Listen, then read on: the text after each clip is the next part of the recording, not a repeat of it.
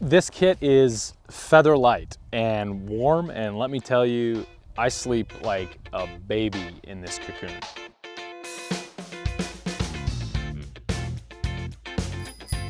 Hey guys, it's Dylan here with the Endurance Studio, formerly known as the Seasoned Bikepacker. And I'm here to share unbiased reviews, tips, tricks, and general information about endurance stuff, bikepacking, ultra running, and just general outdoor adventuring. In today's video, I'm gonna cover my old sleep kit system, the materials that I purchased to make this new sleep kit, the pros and cons of what I've learned so far about the new sleep kit, and lastly, I'll show you my super efficient setup and pack up procedures. But a quick reminder before I get into this video, if you like the content I'm producing here on the Endurance Studio and on the Endurance Studio podcast, please consider becoming a YouTube subscriber, or even better, a YouTube channel member. You can also give a one-time donation through a super thanks. The YouTube channel members do get some perks like priority reply to comments, and most importantly, early access to new videos like these. And a quick shout out to my sponsors, Squirrel's Nut Butter and Embark Maple. Coupon codes are always in the description, so go check them out. Okay, let's get into it. Okay, before we get into the new system, I want to show you what I was using for bikepacking. So let's check it out here.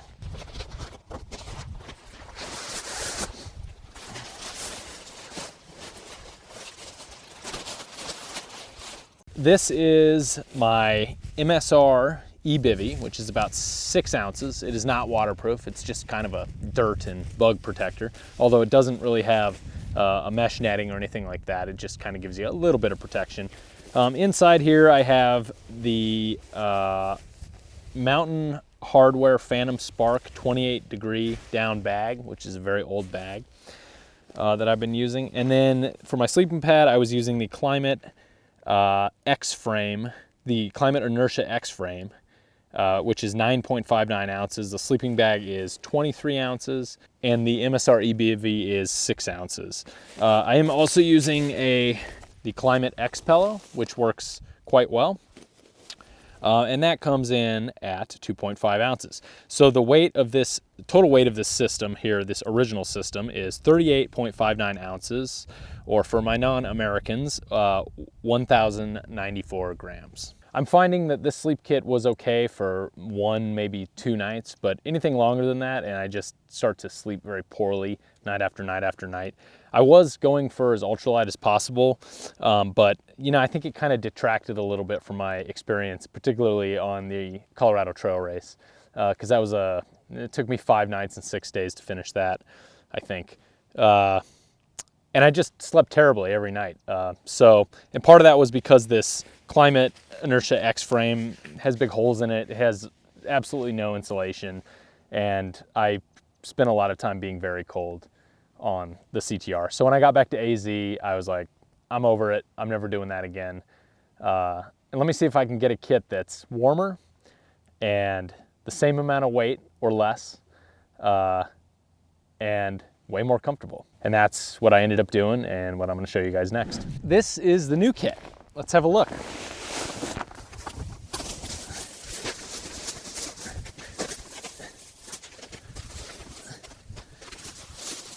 All right, so as you can see, I actually keep everything nested.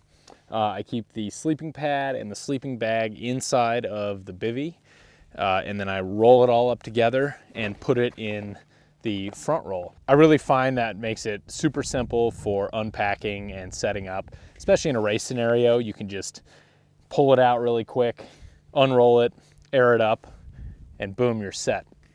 And then when you go to pack up, you can shimmy out of the bivy, open up your air valve, and then just roll it up and slide it on in like a burrito. So this is the new upgraded system. It is 37.37 ounces, or 1,059 grams. And at the time of this video, it cost me $585 US. Light, cheap, and comfortable. You usually can only pick 2 with outdoor gear. So here, it's not the cheapest setup, definitely, but it's definitely the lightest that I've been able to find. Lightest for the comfort factor. I sleep so well in this thing. I plan to use this sleep kit for all of my multi-day backcountry races this year, and it isn't waterproof. The old kit wasn't waterproof, and this one's not waterproof either. I mean, it's got a mesh bug netting here. And it's just a silpoly front, silpoly top with a Cuban fiber floor here. So I will pair it with, if there's gonna be inclement weather, I'll pair it with a tarp, and I have a video on my tarp setup there, my ultralight tarp system there. So go check that out if you're interested in learning about the tarp system. All right, let's look at the individual components of this new sleep kit system. So the outer shell is a Borogear Cuban bivy with bug mesh netting. I purchased the standard size. It's 4.25 ounces. I reached out to them on their warranty policy, and they said they are completely warranted against all defects in craftsmanship, and they try to do most repair work for free if possible. They said that they just repaired a 9-year-old bivy this week that had a tear. They said to keep the zipper clean and lubed. That's probably the hardest thing that for them to repair, and sometimes it isn't possible depending on what exactly happened to the zipper. So I paid $190 after tax and shipping for this Borogear Cuban fiber bivy. Next up is the sleeping bag that I replaced. This is a Enlightened Equipment 30-degree quilt with 950 fill down, 10D fabric.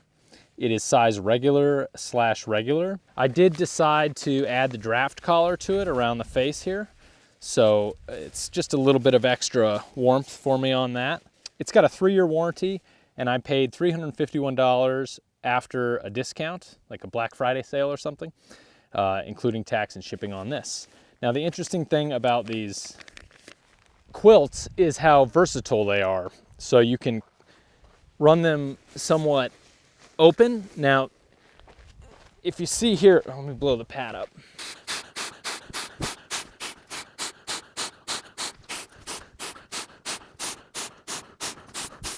Ooh, I'm dizzy now. Ooh, blew that pad up. For my sleeping pad, I went with the Thermarest Neo Air X-Lite NXT Ultra. It's a size regular, it's 13 ounces. I paid $171, well, sorry, it's $171 retail. I paid $18.51 after applying my REI rewards from my REI credit card. I do have a video floating out there about how to get free bikepacking gear. I had a whole bunch of people that were like, "You're like a credit card company shill," and I'm just like, no guys, you can put your utility bills and your groceries. If you can have enough discipline to pay off a credit card, you can put your normal everyday expenses on the credit card and then just pay it off on time. And you're gonna be generating all these reward points for me through REI, which I can then walk down to REI and basically get like $150 off a sleeping pad. So yes, you can get free bikepacking stuff if you can use the points to fund your life basically. So anyway, that's a side note. This pad is incredible compared to the other one. So much warmer. It's like a 3-season pad. The other one has obviously giant holes in it, so it's not that warm. So if you're not familiar with how quilts are designed and work, they're made to work with a well-insulated sleeping pad. So you can have less material. It doesn't need to go all the way around your body because you're generating a lot of insulation from the sleeping pad, from your body heat reflecting off that sleeping pad. So they're really a efficient way of doing things. So, and then they have these little straps. You can kind of maybe see them on this side here. They kind of strap around the sleeping bag. The sleeping quilt straps around the sleeping pad to kind of keep it in place at the midway point there. So you can see it partially zips up here. You can have your feet open or closed if you want for warmth. And then on the top, you can pretty much have it open or closed as well. It's a pretty cool system, very versatile. The thing I love about quilts is you can use them from 30 degrees here where I'm all nice and bundled up, all the way up to warmer situations where I can kind of use it as a blanket and hang my feet out, and I don't cook inside my sleeping bag because I'm a pretty warm sleeper. So super versatile system. And lastly, I did port over the Climate X pillow. That's part of my kit now for this, or the only part of my old kit that's coming over with my new kit. So love that pillow. It's pretty cheap. All right, so now that I got it all back together, it all nested inside of itself, let's look at the pros of this new system compared to my older system. So it's warmer. It's definitely warmer. Even though my old bag is a 28 degree and this one is rated at a 30 degree, I know this one's warmer. When I used it on my last multi-day bikepacking race, I was so toasty in here. I could just like feel it reflecting my body heat. And that other bag is very old, and I'm sure the down is, I don't know, losing some of its efficiency by now. And so it's also a higher quality down on this new bag. So it's just warmer. The whole thing is lighter, which is kind of surprising that I could pull that off with a remarkably more comfortable system, but not much lighter. It's barely lighter, 1.22 ounces or 34.5 grams. So I'm gonna take the comfort upgrade with basically a net zero loss on the weight. It's also much better for stomach sleepers and side sleepers, which I am a stomach sleeper. This full pad is much better.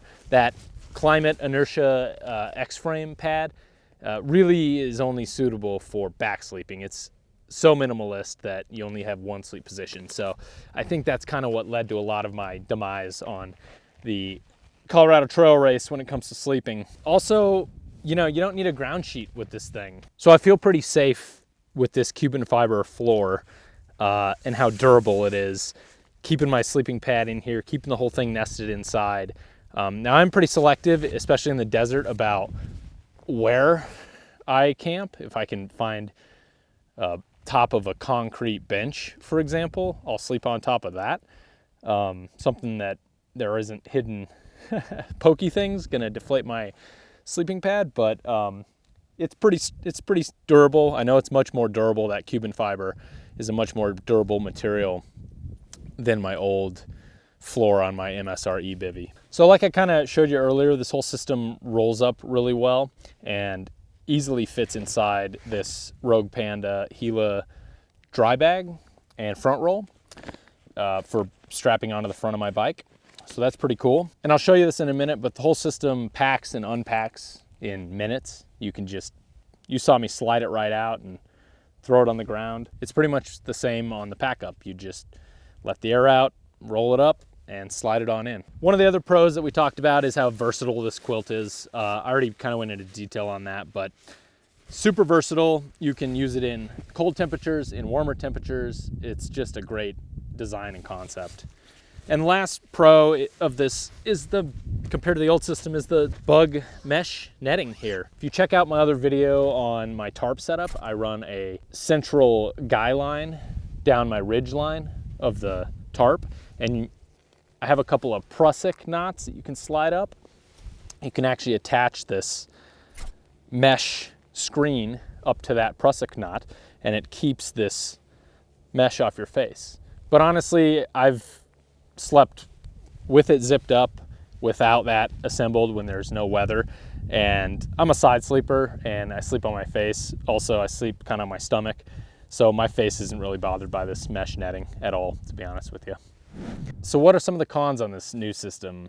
Well, the first one I'd say is it's expensive. I'm not gonna pull the wool over anybody's eyes here. It was over $500 for this upgrade, and that was with REI points and sales and stuff. So it's not a cheap setup to get here. Ow, my knees. God, I'm getting old. My knees hurt. I can't squat like that for too long. Like I mentioned earlier, another one of the cons is it's a slightly bulkier system in general than my old system, but that's kind of the trade-off for the warmth that I'm getting. So I did have to upgrade to this Rogue Panda Gila dry bag, which is really nice. It's actually, my old dry bag was a do-it-yourself version and not the most waterproof situation going on. So I got a legit dry bag, and I do have a little bit of extra space for, you know, additional bonus items that I may pick up on a bikepacking trip. One of the other cons I want to talk about is it's not waterproof. It's not made to be waterproof. This system's made to be paired with a tarp if there's going to be inclement weather.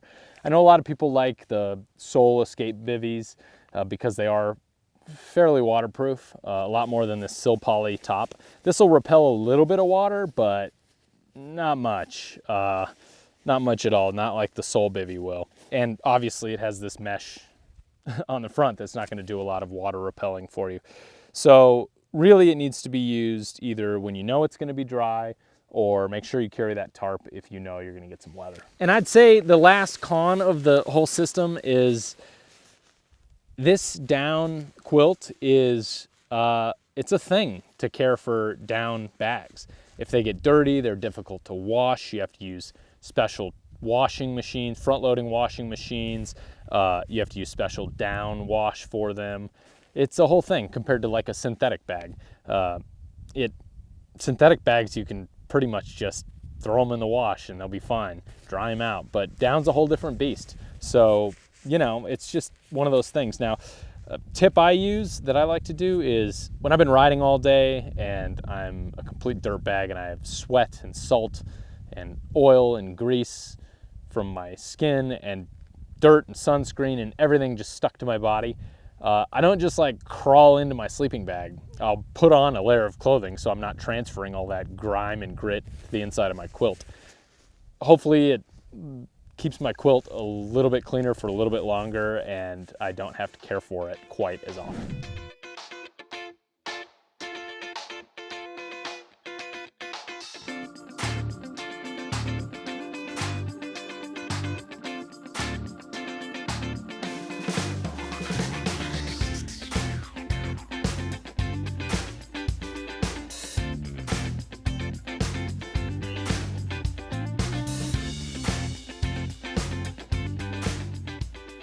Well, that's it for today. I hope this has been helpful. Remember to like, subscribe, and hit up those comments. Thanks for watching, and we'll catch you next time. Hey, spit it out. No, come here, come here. Fucking dog.